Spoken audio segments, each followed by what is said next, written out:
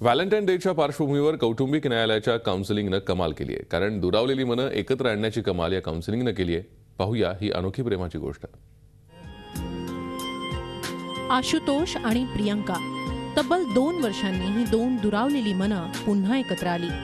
2000 मध्ये दोघंही रेशीम गाठीत अडकली. त्यानंतर 2 मुलांसह त्यांचा संसार सुरू होता.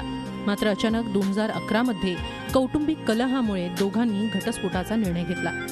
वांद्र्याच्या कौटुंबिक न्यायालयात त्यांच्या घटस्फोटाची सुनावणी सुरू झाली. याच काळात न्यायालयाच्या काउन्सिलिंग नंतर दोघांची मनं पुन्हा एकदा जुळू लागली.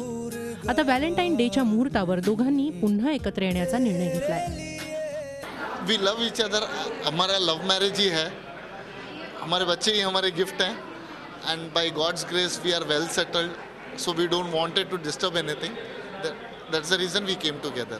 I'll just give everyone suggestion that please don't think for divorce. Go for a counseling, go for a second thought, give a second thought दीजिए आप अपने लाइफ को, बच्चे के बारे में सोचिए.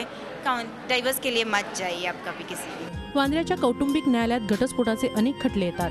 त्यानंतर काउन्सिलिंगच्या माध्यमातून दुरावलेल्या मनांना एकत्र आणण्याचा प्रयत्न केला जातो.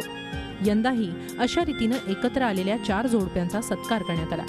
यावेळी आयोजित करण्यात आलेल्या कार्यक्रमात कौटुंबिक न्यायालयाचे प्रिन्सिपल न्यायाधीश, जपानच्या सर्वोच्च न्यायालय आणि उच्च न्यायालयाचे न्यायाधीश खास पाहुणे म्हणून उपस्थित होते.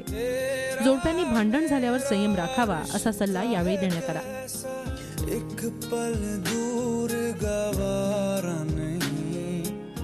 आजच्या धावपळीच्या आणि हायटेक जमान्यात नातेसंबंध दुरावत चाललेत. त्यामुळे घटस्फोटाच्या प्रमाणात वाढ होतीये. मात्र सामंजस्य आणि संयमानं विकोपाला जाणारे वाद मिटवता येतात. व्हॅलेंटाईन डेच्या दिवशी दुरावलेली मनं एकत्र आणण्याचा कौटुंबिक न्यायालयाचा हा संदेश नक्कीच कौतुकास्पद म्हणावा लागेल.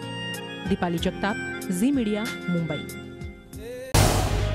झी 24 तास रहा एक पाऊल पुढे.